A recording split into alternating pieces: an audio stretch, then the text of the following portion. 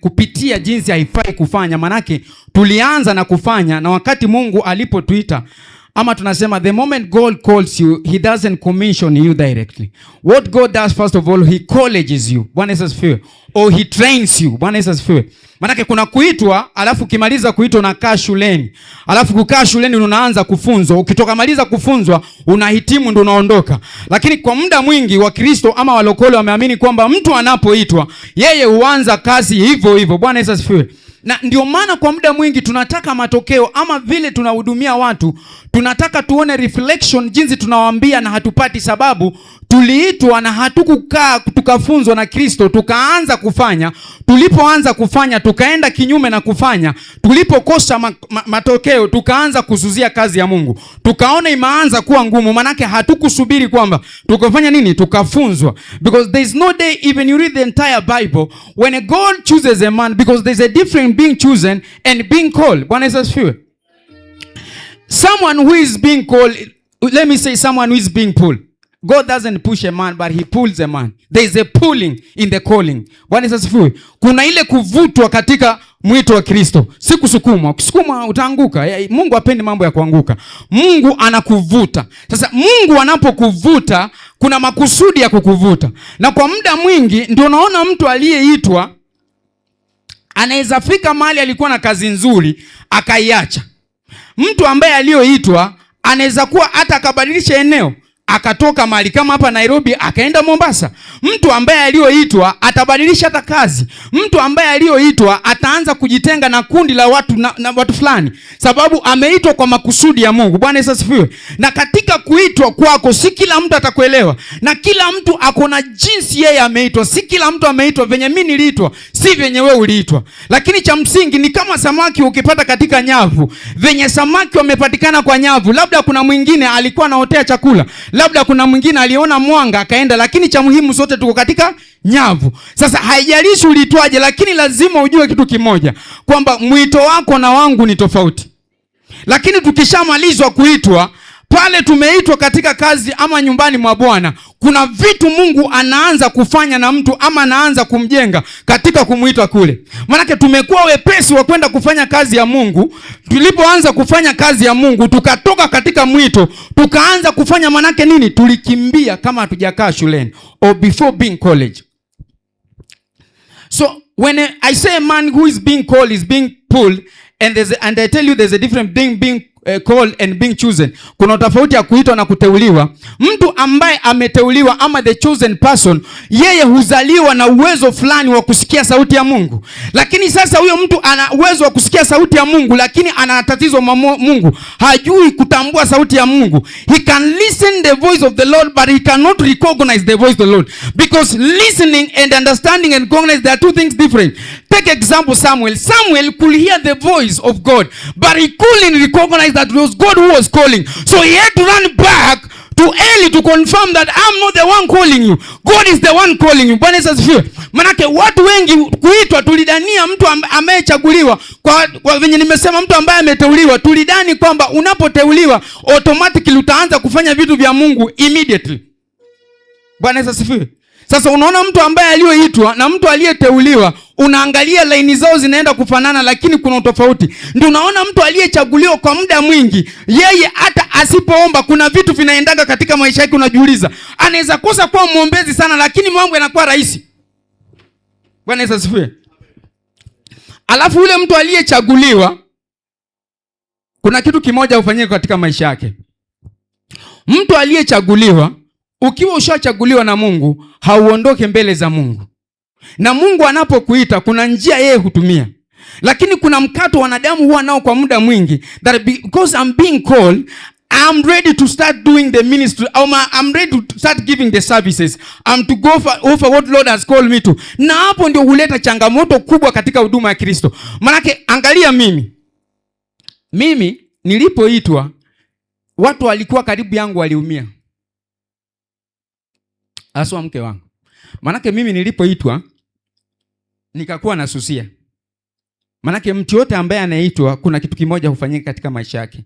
Anybody who is being called, kuna kitu hufanyika katika maisha yake, kwamba watu ambao wako karibu na yeye kwa muda mwingi wanaumia.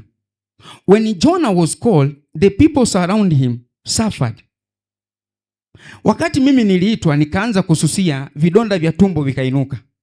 Sasa mama alikuwa na kazi, lazima nichemshe maziwa nikienda nayo katika ibada. Bwana Yesu asifiwe. Niko kanisani, unaweza kuwa kanisani uliitwa lakini umezusia lakini hujui katika njia hii. Nilikuwa naambia kufanya kazi yote ya Mungu naanza kuleta vijisababu. Sasa nikianza kuleta vijisababu vile, kumbe ndio hiyo sasa magonjwa ikaanza kuinuka. Siku nyingine wakapanga mkesha, nikasema hata hiyo mkesha sioni nikienda. Tumbo ilinitandika sawa sawa. Lakini yule wakati nilifika nasema Mungu nimekubali kufanya kazi yako. Kuna kitu kilitembea kwa tumbo yangu kwa uchungu sana kama majibali lakini na uchungu fulani. Na kuanzia hapo ndo nilipona. Maana nilikuwa nimetenga kuna vyakula vingine siwezi kula. Lakini sasa ndio unaona mtu ambaye ameitwa na ukaanza kususia, maana unafaa uelewe chenye unasusia ni kile kitu ambacho kinapatikana. You can't reject something that is not available. You only reject something that is available. Bwana Yesu asifiwe. Something that is available is the only thing you can reject. What you can't reject or what you refuse to accept, it means doesn't exist. Because unakiona ama unahisi uwepo wake, unaona kuna namna fulani Mungu anasema na mimi, lakini unapinda hiyo njia hutaki kwenda. Bwana Yesu asifiwe. Fungua na mimi kitabu cha Marko. The book of Mark.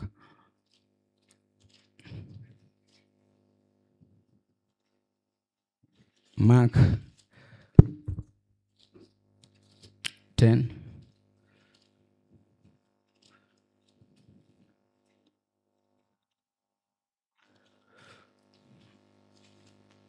Kwa umefika Marko 10, tuendelee pale 45.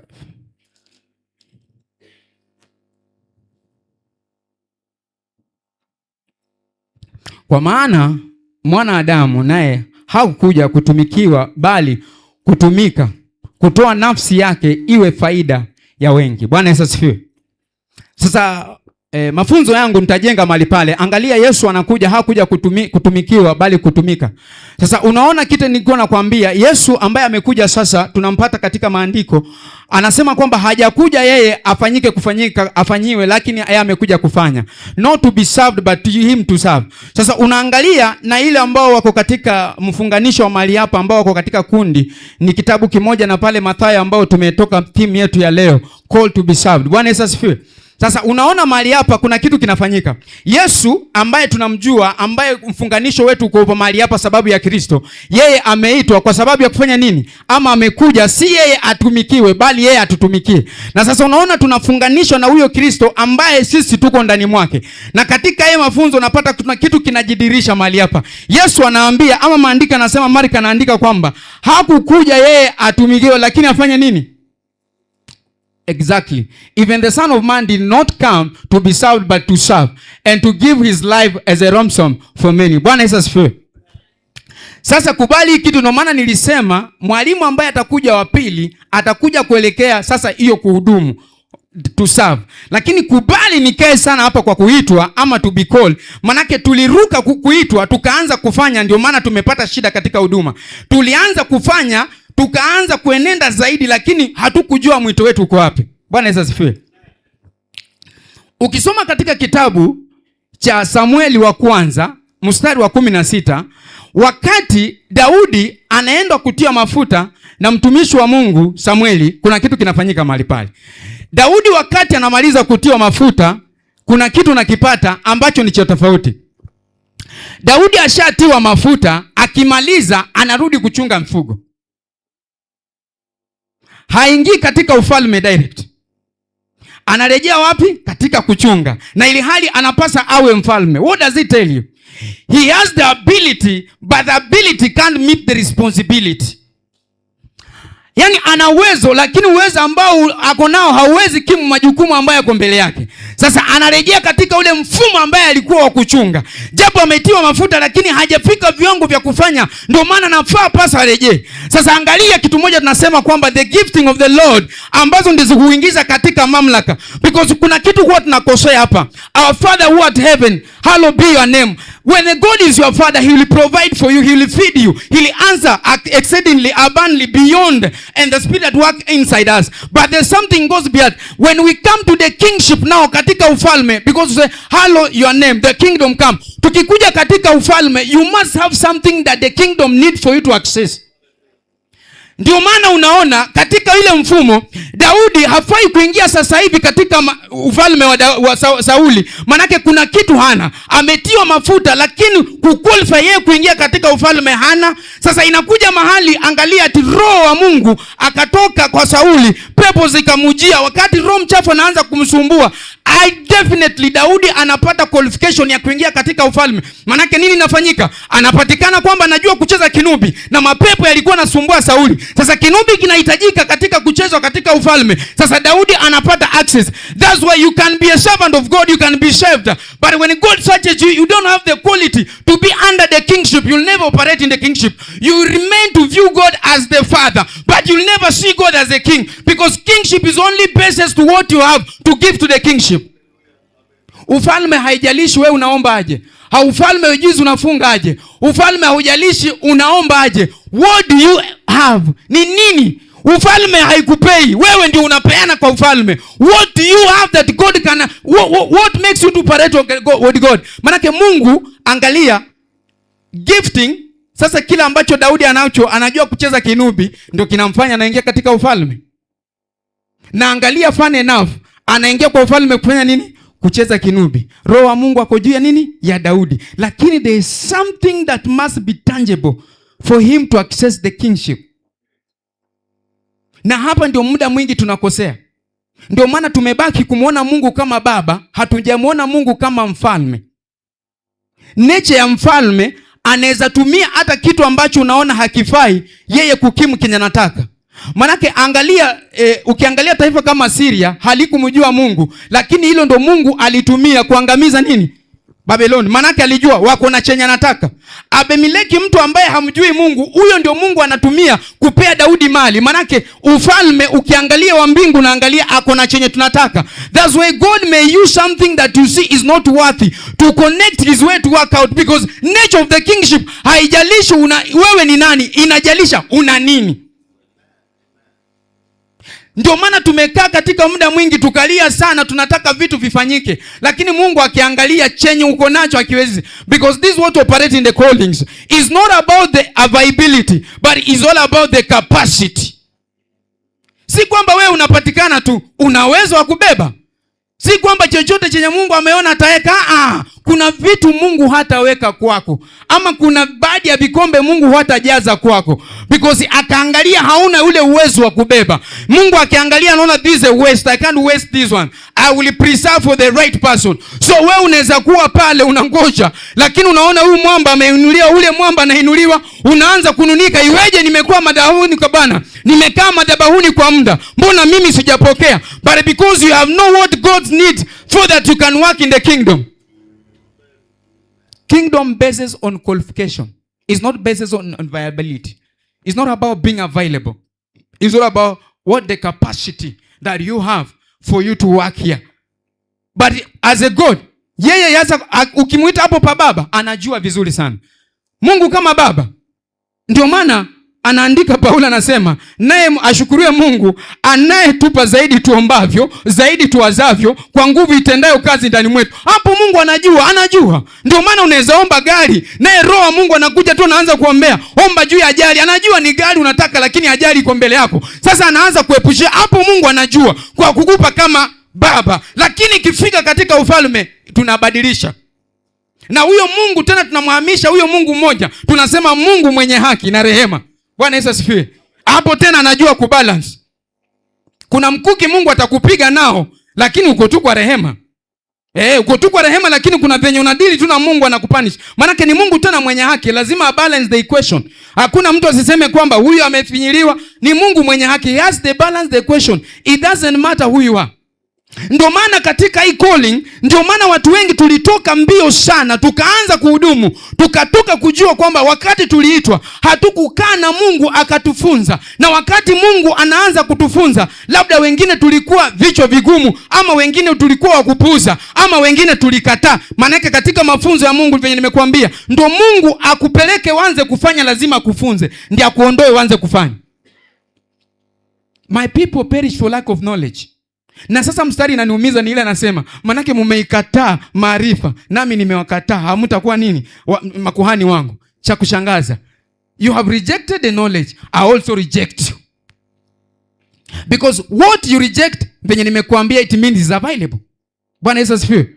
Sasa katika hii calling ambao tunaanzanga kufanya huduma ya Mungu, tukaenda kuhubiri, tukaenda kufanya nini? But the first calling start at your place, at your home, at your family. That's where the service started. Hapo penye umetoka, hapo kwa nyumba yako. If my wife can't see my salvation, I'm wasting my time preaching to you. Bwana Yesu asifiwe. Kama na waste time hapa kuhubiria, nikae nionekane aje, na mke wangu hajaona wokovu, hajaona mabadiliko, hakika hiyo muda Mungu ameniita, niko na haribu muda wangu. And that's why I always polish my salvation to start at my house. That's my basis. Even if I speak in tongues, how much will I pray? But there is no something that tangible, something reasonable, something that complements my salvation. My wife can view and see there's a man of God in this house, then I'm wasting my time. Niseme sana watumishi wa Mungu ambao nashukuru Mungu humu ndani kuna wapaka mafuta wamejaa. Na sababu ya hii nitasema hiki kitu. Wewe ni mtumishi wa Mungu, wewe ni pastor, wewe ni bishop, unajua venye unaitwa mahali ambapo na hudumu. Alafu mama amefanya akafua nguo. Alipofua nguo, ukaona mvua imekuja, ama giza limeingia, ama kibaridi hivi namna fulani. Alafu sababu wewe ni mchungaji, wewe ni pastor, hauwezi enda ukatoa nguo kwa kamba. Unajua tu upload utaniona mchungaji anatoa nguo kwa kamba. Unajua sisi ni watu ambao tumepakwa mafuta, tena kidogo tutachafua. Hiyo na anointing, unaharibu anointing. Bwana Yesu asifiwe. Wewe ni kuharibu anointing. Wewe ni mtu unatembea kwa viwango. You walk in dimension. My friend, stop walking in dimension. Let your family see your viability. And this is the problem. That's why people have been saying ati watoto wengi wa wachungaji wao wabaya. And I can confirm that many times our sons and our daughter are not concerned about your preaching in the church. They are concerned you at home. And I normally fear one thing. Ile siku mke wangu ataniita pastor, I'm dead.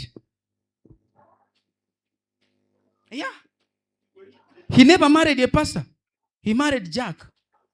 The day ataniita pastor, najua kuna tatizo nafanya kwa ndoa yangu.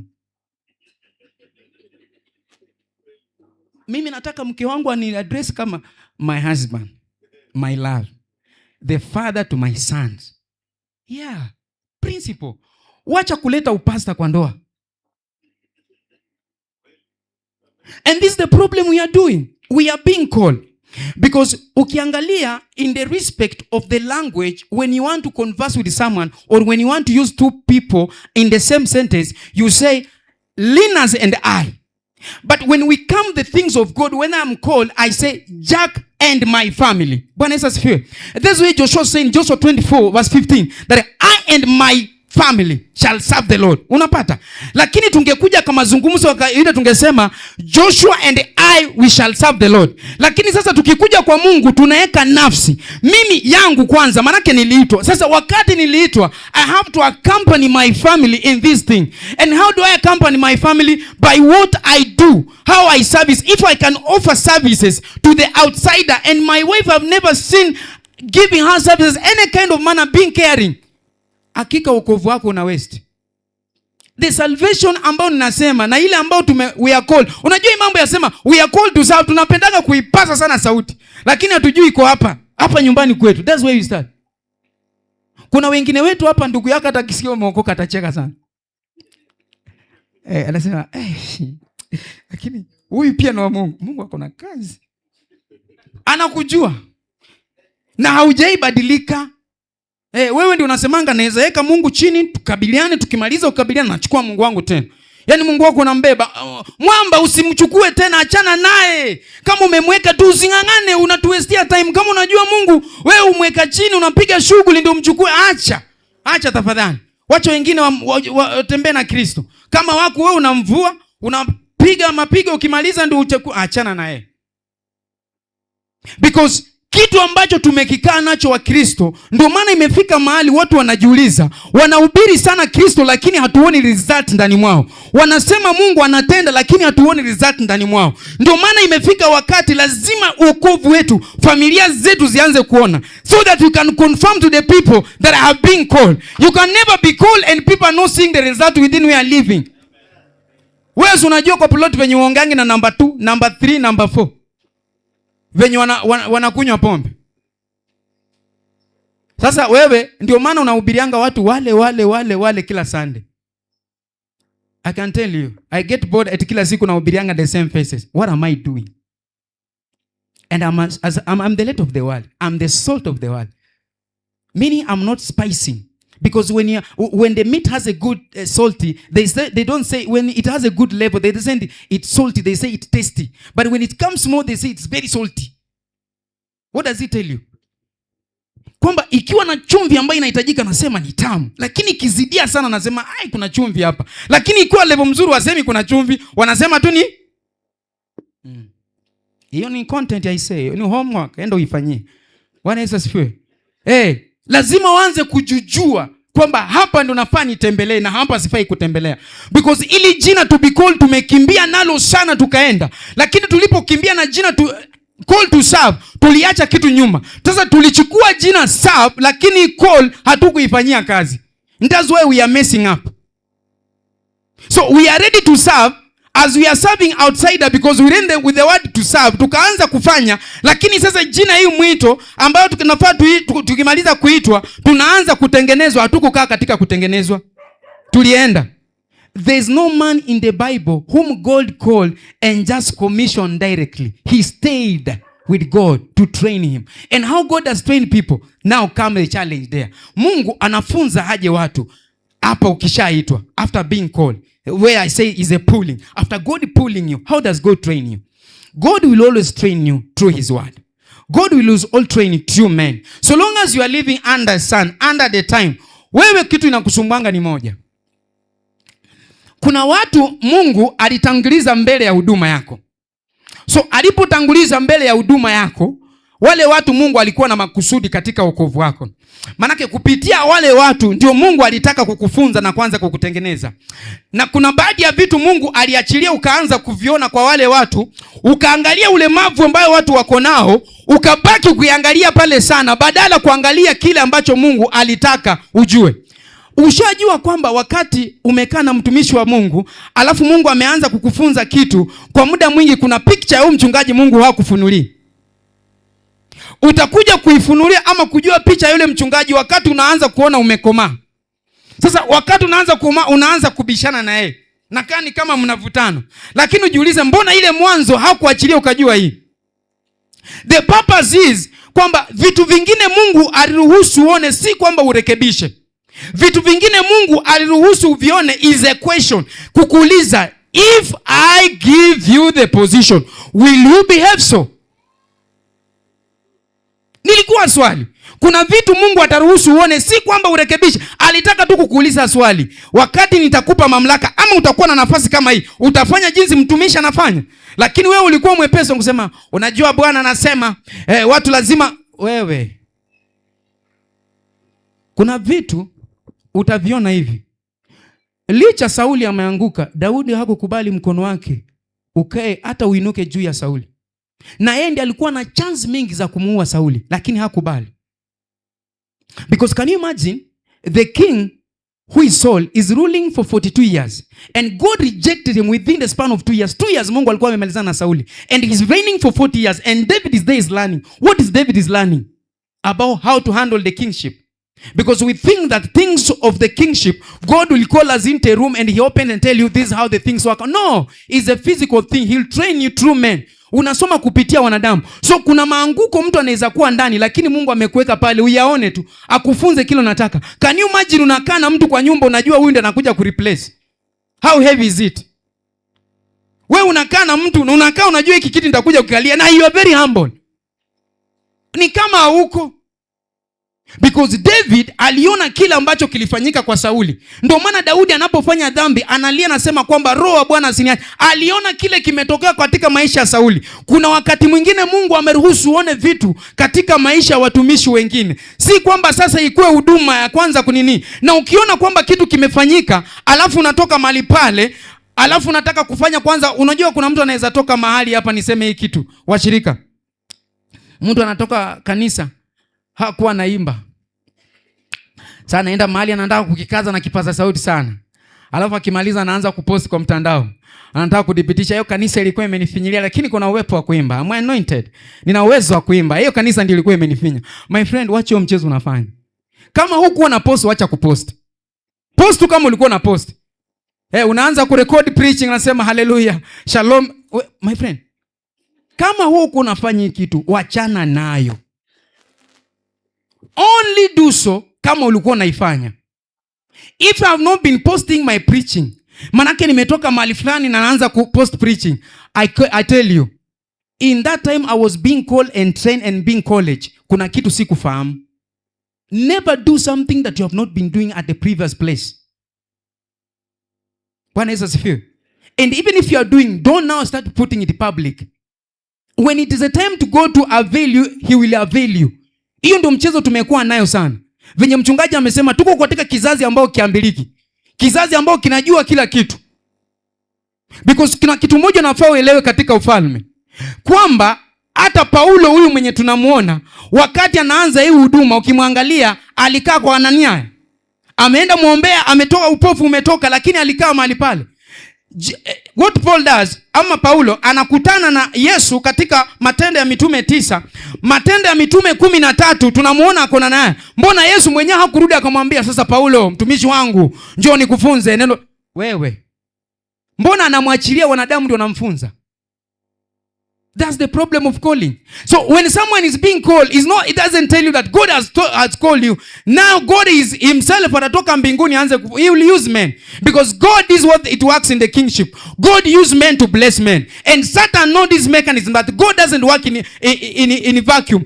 That's why Satan will use men to hurt you so that you don't trust men. But that's the system. God works through men. When God wants to solve a problem, he raises a man to solve the problem. When God sees the nation is crying, he raises a certain man so that he can speak on his behalf. So the people can go back to God. Mungu atokangi mbinguni alafu mwenyewe anashuka. Never. He will use men to bless men. And Satan know that mechanism. Until this one gets you right. Kwamba hakuna siku Mungu ukiomba vitu, ukaona gari limetoka mbinguni linashuka, toroka. Hiyo si ya Mungu.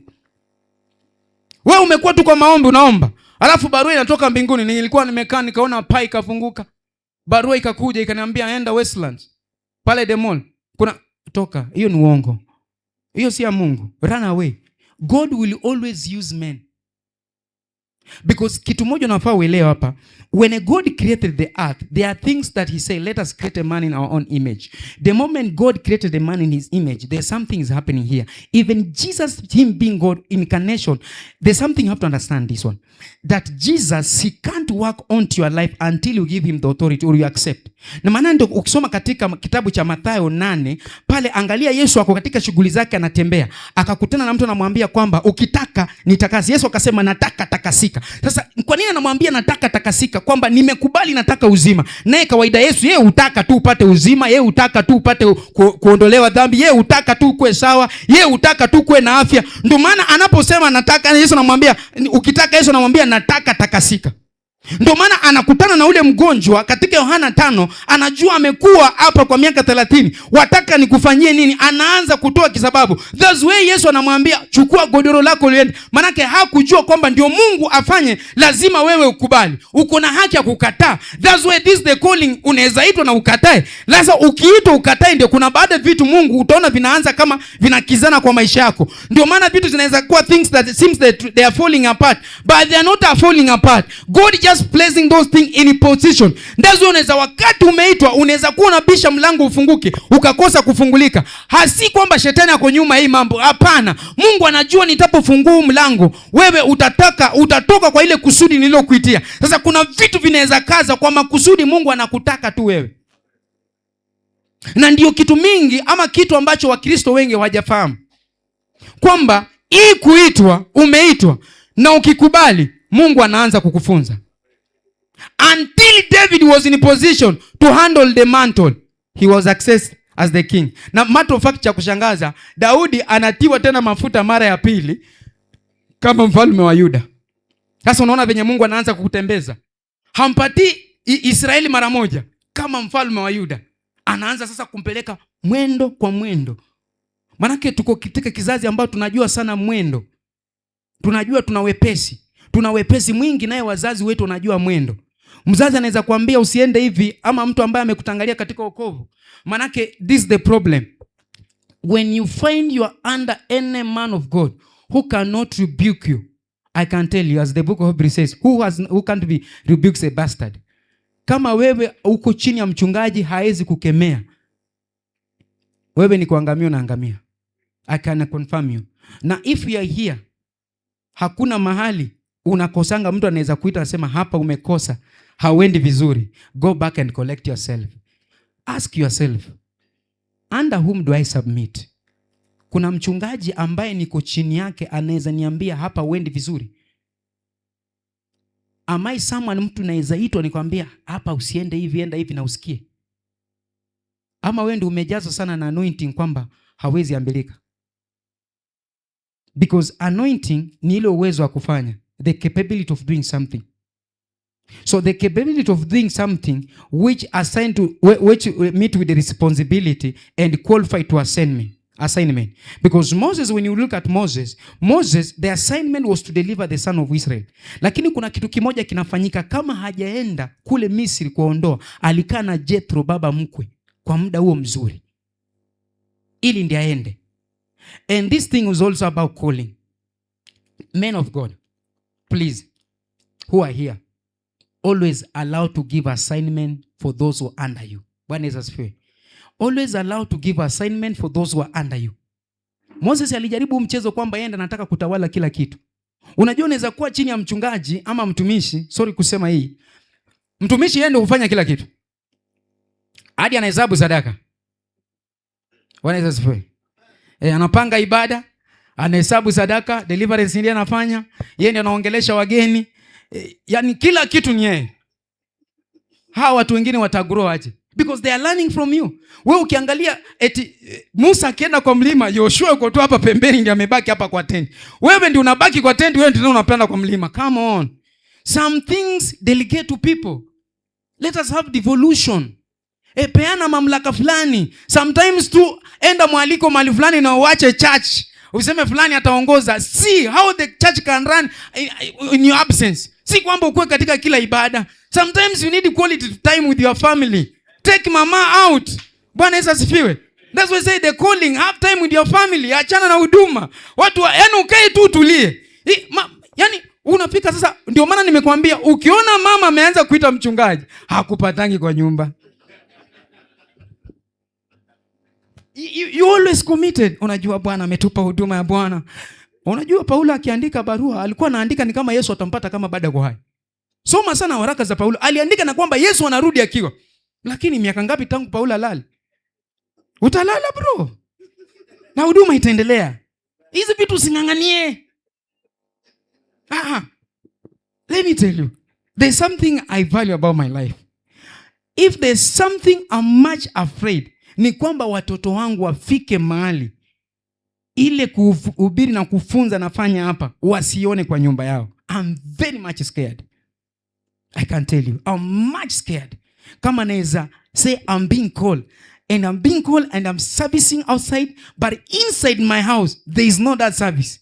It's totally wrong mama kuitisha 200 ya breakfast. Alafu nakuja kwa kanisa unatoa 200 ya kununua stima, ushindwe na ulegee.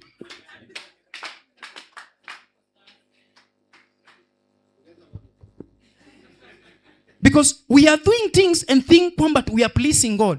Because hata Paulo anaandika kwamba yule haezi kimu mahitaji ya familia yake, yeye ni mwovu kuliko mpigani. Sasa wewe unangangana kufanya huduma na huduma kwa nyumba imeisha. Mimi ibada sikamili. Mimi nimekuja tu kukamilisha mkesha. Hapa mkesha ulianzia kwa nyumba kitambo. Hapa nimekuja kukamilisha. Ibada inaanzia huko. Hapa ni makamilisho nakamilisha. Matayarisho naanzia huko. Huyo mama nikitoka naye kwa nyumba sasa namwambia, unajua tukifika kwa hiyo kanisa, kama unatabasamu mambo yako vizuri na mambo yanakaa vibaya. That's the problem we are doing as a church. So we are being called, after being called, we are doing the work of the Lord outside, but we're not within our family. And that's why you find that there are things we are struggling too much to access in life, we don't access.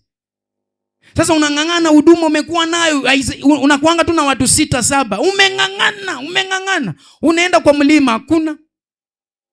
Wenye bishop alikuwa anatuambia hapa kitufunza kwa klasi. Wewe utaenda mlimani na kuna mlima mwingine patikane kwa nyumba. Wewe unaenda mlima na mtu analeta mlima kwa nyumba. Bwana Yesu asifiwe. Be very careful. Amen. Know the calling that you have.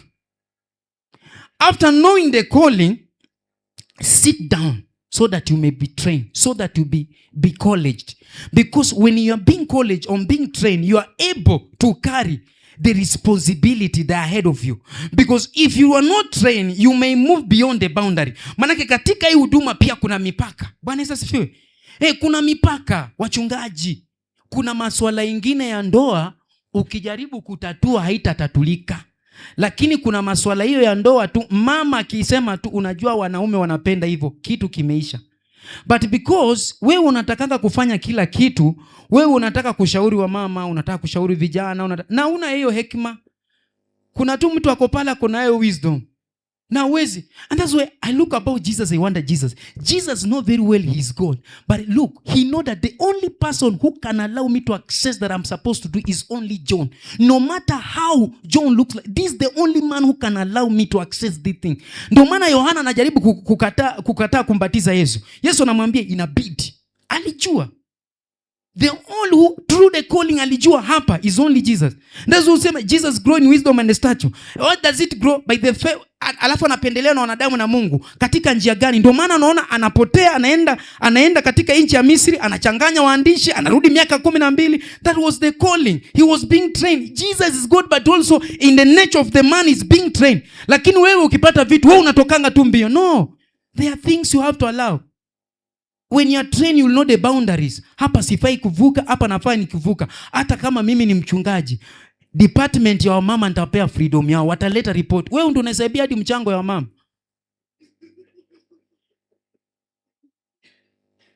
Wachungaji, unajua ni mkesha tu, kesho ukiniona usinipige mawe. Lakini uzuri sijataja mtu. Bwana Yesu asifiwe. Tunafunzana maana najihubiria na kuhubiria ninanihubiria. Bwana Yesu asifiwe. Ukiangalia miaka itakuchanganya. So, what I'm trying to say is this. The problem we are doing in the church, many times we think that because I'm being called, I can do everything in the church. That I have no limitation. You have the limits. That's why ukiona church yote ambayo iko na structure, utapata kuna Sunday school, kutoka Sunday school kuna teens, kutoka teens kuna youths, kutoka youths ndio kuja hapa. Manake tunatokoa watoto tunaweka kwa Sunday school, tukiwatoa Sunday school tunawaleta kwa ibada ya watu wazima. Ndio unaona kunakuwa na mchanganyo. We have to know these steps, how they work in the church. But ukikuwa mtumishi wa Mungu, kuna kitu kimoja nimejifunza as I was telling you. Jesus anajua kwamba is only John who have this one to access me. Na anajua. Na kwa taarifa yako, these were cousins. Lakini si upande wa Yusufu, upande wa mama. Bwana Yesu asifiwe. Sasa huyu ni binamu yake, lakini anajua kwamba licha hii tunajuana, manake vitoto vilicheza wakati Maria na Elizabeth walikutana. Lakini licha hiyo yote, inafika mahali Yohana anataka kugoma. Na unajua huyu Yohana, roho wa Elia ilikuwa juu yake. Na Yesu anamwambia itabidi. Manake Yohana ukiangalia hata yeye alikuwa anataka kugoma wakati anaambia Elisha, anaambia aligoma kiupole sana. Anamwambia Elisha, ukiona nikiondoka. Yaani alikataa ni very polite manner. Alijua huyu mwamba hata niona nikienda. Anamwambia ukiona ni sawa. Anafika kwa Yesu pia katika ubatizo anataka kugoma. Maana hadi Yesu anamwambia inabidi, because Yesu alijua kitu moja, power respect power. Hapa hii kitu usipokijua haitakufanyia sana. Ndio maana watumishi wengine ama vijana, haswa sisi, mimi nikiwa ndani, naweza kuwa na mwito na nikakuwa na mwito, watu nikaenda mahali wakanialika, nilipohudumu watu wakasema, mchungaji una mwito mkubwa sana, kiburi kikanimea. Sasa mchungaji akikuja kuniambia kitu, najua mchungaji, hata vile unaona hapa mbele nina mialiko kama 6 hivi. Sasa sijui kidogo huduma yangu mafuta imepanda. Anointing, wewe shuka chini, relax.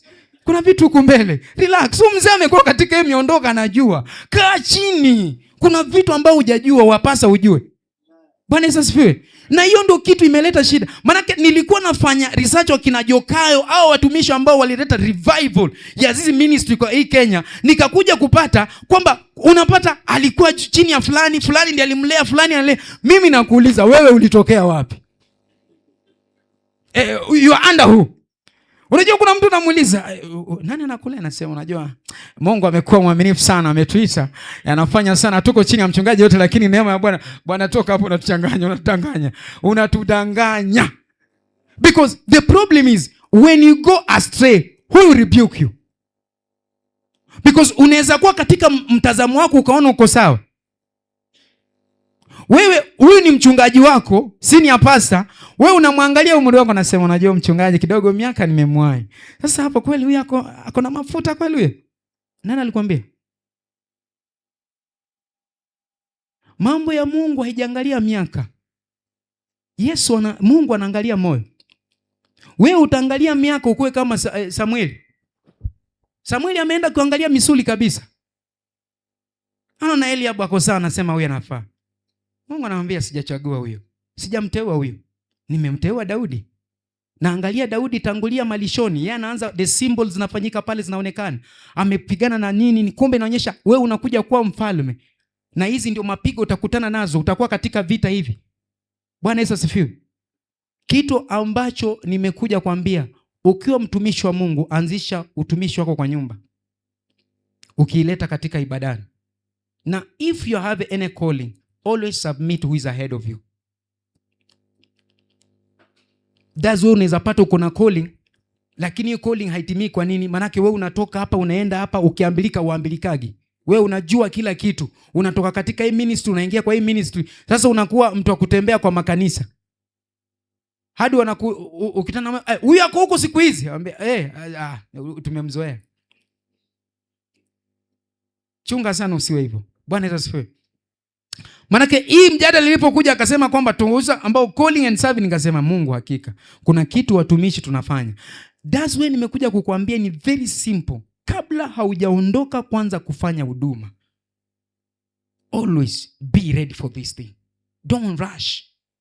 Let have the capacity. As I told you earlier, God is not looking only for viability, but someone who have the capacity, have the hunger. Yes, it's good kukuwa na tamania kufanya kazi ya Mungu. Lakini always remember, tell God, always God make me to humble, to submit for those who are ahead of me. Ninyenyekee kwa wale, unezaona upuzi ingine. Na pia sikatai, kuna wachungaji wenyewe unaweza kuwa chini yao, unajaribu kunyenyekea lakini wapi? Yani vipuli sumbua. Yani ni choka mbaya. Yani ushaona mtu tu huyu unasema yenyewe haiwezekani. Hapo sasa tunasemanga kando ya Mungu kuwa ngao na kigao, pia ndio mwanga katika miguu yako. Neno la Bwana. Bwana Yesu asifiwe. Kuna mahali nafikanga ngao na kigao. Lakini pia neno la Bwana likakuwa na usilete mchanganyiko. Kusanya Biblia kama ulikuwa unatoka kwa ibada, na Bwana akusaidie mbele. Bwana Yesu asifiwe. Manake hizi vitu ambazo mko nazo kuleta mchanganyiko kwa ibada, wewe unataka kutoka kanisani, you want to pull the half of the church. That's not the calling. I never believed that when God called me to start my ministry, I have to take half of the church. I don't want to take half of the church. To prove that God has called me, be like Joseph, like Jacob. Jacob tells God, kama utanipeleka na unirejeshe na unilishe na univalishe, nitakutolea sehemu ya 10. Meaning I will start afresh. That's the only the man ambao hakuchukua urithi wa baba yake. Jacob hakuchukua urithi wa Isaac. Lakini alikuwa na mali. And the blessing of God is salvation. Hizi vitu fedha ni vya kujazilia. The blessing of God is salvation. Wokovu ndio utajiri. Maana ukiangalia kwa mfano wa mali, Esau alikuwa na mingi kumliko. Mtu akuwa na wafanyikazi 400 si mchezo, ni mtu ambaye ako na vitu kulipa wale watu. Lakini angalia kitu anafanyika. Ametengeneza mali, anasema he was blessed, the salvation. The time he was seeing the ascending and descending, that was the moment. Bwana Yesu asifiwe. Tufike kujua hiki kitu na kitatusaidia sana. Manake tumefika mahali ya kudani kwamba manake mimi nimeitwa, sasa kila kitu nataka nikamilishe mimi. Hapana, kuna watu ambao walionitangulia. Bwana Yesu asifiwe. Na hicho ndio kitatujenga, na hicho ndio kitakupeleka. Being which ministry, unataka kuhudumu wapi? Wewe ni mwimbaji, wewe ni nini? Kuna waimbaji walikutangulia, angalia waimbaji wametembea aje. There is a certain thing in this Kenya called Sarah K. Mimi huangalia Sarah K, mama na mshangaa naye. Ukiangalia ule mama wokovu wake na ministry yake, maintain since the day alianza. He has a discipline. Sasa nilikuwa nasoma documentary yake nikashangaa, mama alianza kama maid kwa nyumba. Very humble. Nikaanza venye amegrow, venye ameenda, lakini unamwangalia hajaisema pia anaanza huduma. Anajua ministry yake ni uimbaji. Lakini wengine hapa tukishapata tuko tuna following, sasa mimi ni unasikia mtu anasema anafungua iba. Akiangalia likes, akipost kitu likes ni kama 1.2. Anasema hiyo ni sadaka hiyo. Hiyo ni sadaka. Hiyo that is not the calling. If your calling is attention for the resource of money, that's not a calling. Calling is beyond that. And when you are called, also accept that you will be served. Kando kwamba wewe unawatumikia pia utatumikiwa. Why I say this? Manake kumekuwa na shida, mtu kwa mfano umealikwa mahali, venye niko hapa, niseme hichi kitu. Sasa nimealikwa hapa, nikahisi kiu ya maji. So wakati nimehisi kiu ya maji, ukitaka kujua kuna kiburi ndani mwako, badala ya kuwa na unyenyekevu hakuna maji, tulia tu, kiu haitakuua, unatoka unaenda unanunua maji. Unakuja nayo. Unaambia unajua watumisha mjalinda mchungaji. Hiyo ni kusema tu mjanilinda vizuri. Ni venye tu hutaki kutamka. Bwana Yesu asifiwe. Ni venye tu hutaki kutamka, lakini hiyo ndio ulikuwa unatuambia.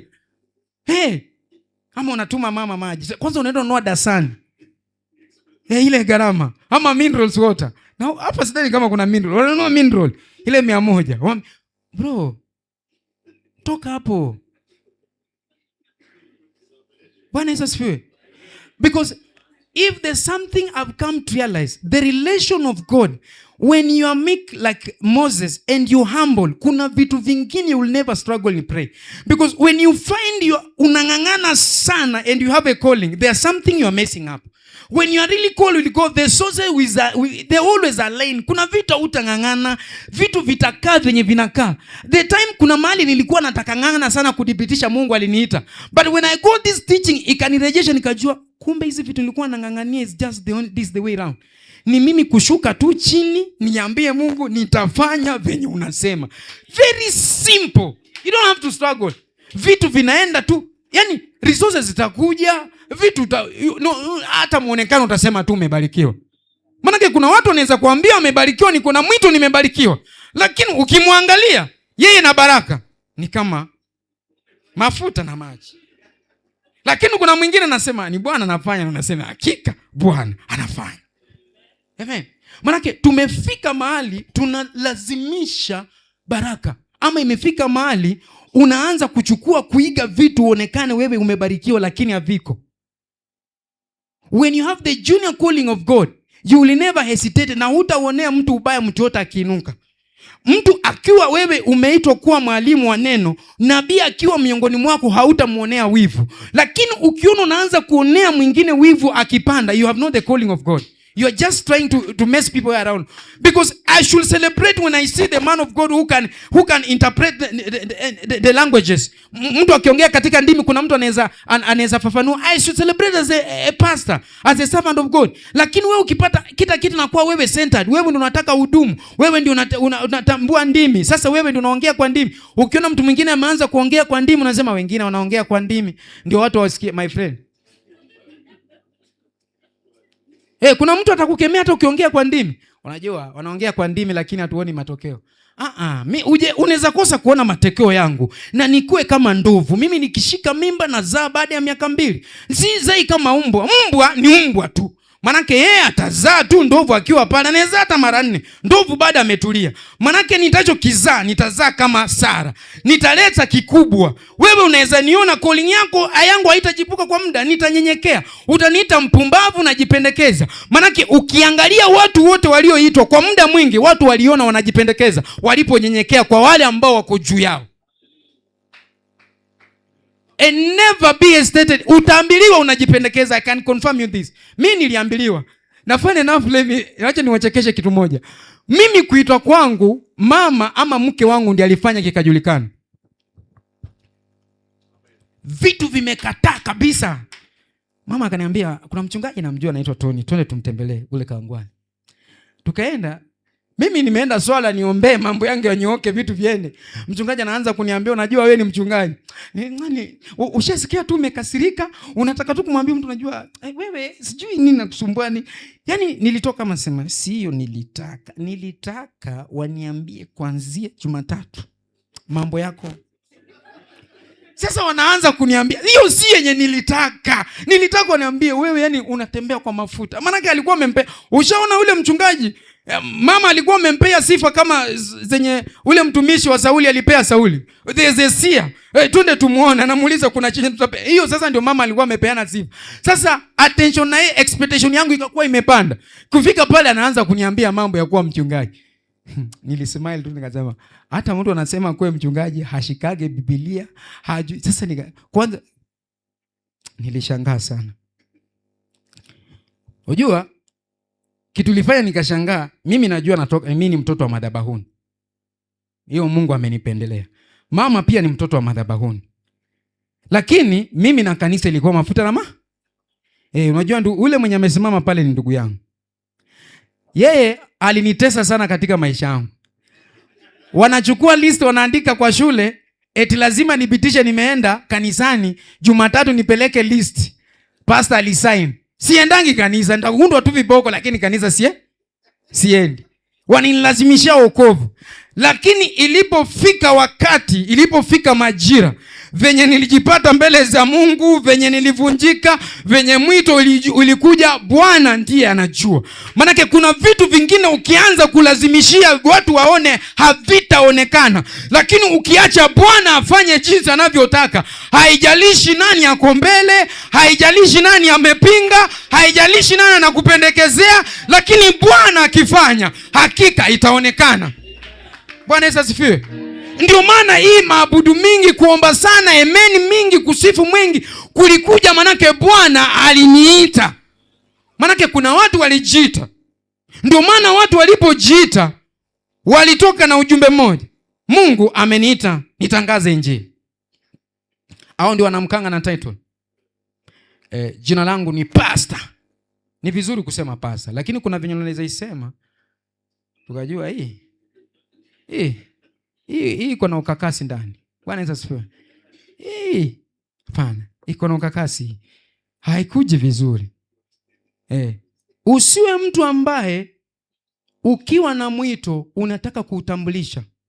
Na kuna wakati mwingine mwito wako unaweza zima for a certain purpose. Can you imagine ile character John alikuwa nayo, angekuja mjini mapema ajulikane.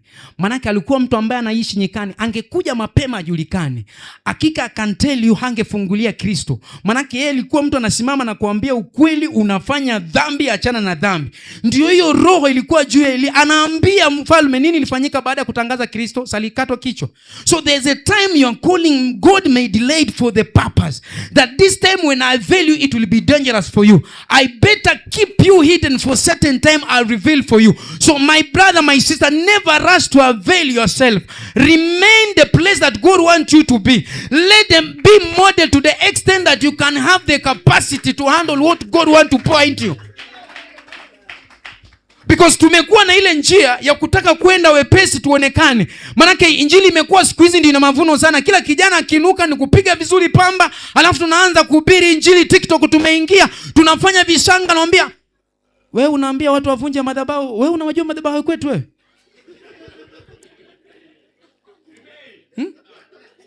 Wewe unajua madhabahu ya kwetu? Wewe unajua unafaa ujue uvunje madhabahu ya babu yako. Toka hapo wewe. Ile madhabahu ilinilisha. Hatuvunjangi madhabahu, tunatokana kwa madhabahu bro. Wewe unataka kuvunja vitu ambao ulikula ndani. Unataka kuvunja vitu baba yako na mama yako wako ndani. Toka ndani. Ukishatoka ndani, ukikaa pembeni, watu wanaanza kuona baraka. Wenyewe wanaanza kukujia, ulifanyaje ukatoka? Nataka nijue nini unamwambia njoo katika Bwana. Hapo ndio watu wanaondolewanga. Njoo katika Bwana. Hapo ndio watu wanafunguliwanga. We separate, God separate those who are called are separated. Kabla hujatengenezwa kwa tumbo la mama yako nalikujua. Ile kukujua ni to be separated, to be called apart, to do the will of God. Don't complicate the gospel. Hatuvunji, tunatoka. Tukishatoka wanatuona tunang'aa. Ndio maana Bwana anapotengeneza meza mbele ya adui zetu, hajatengeneza tuwe na kiburi na kujigamba. Ametengeneza ili maadui wanapoona washangae nini limefanyika kwa Bwana, ili wamkujulie Bwana. Haijatengeza mimi nipate sifa, haijatengeneza mimi muonekano uwe mzuri. Imetengenezwa watu wanaponiona waseme aliyebadilisha Jack na tamani anibadilishe, naye tunampeleka kwa Bwana. Because tumekuwa na ile tabia ya kutaka sisi tufanye nini? Tuonekane. Bwana Yesu asifiwe. Asifiwe tena.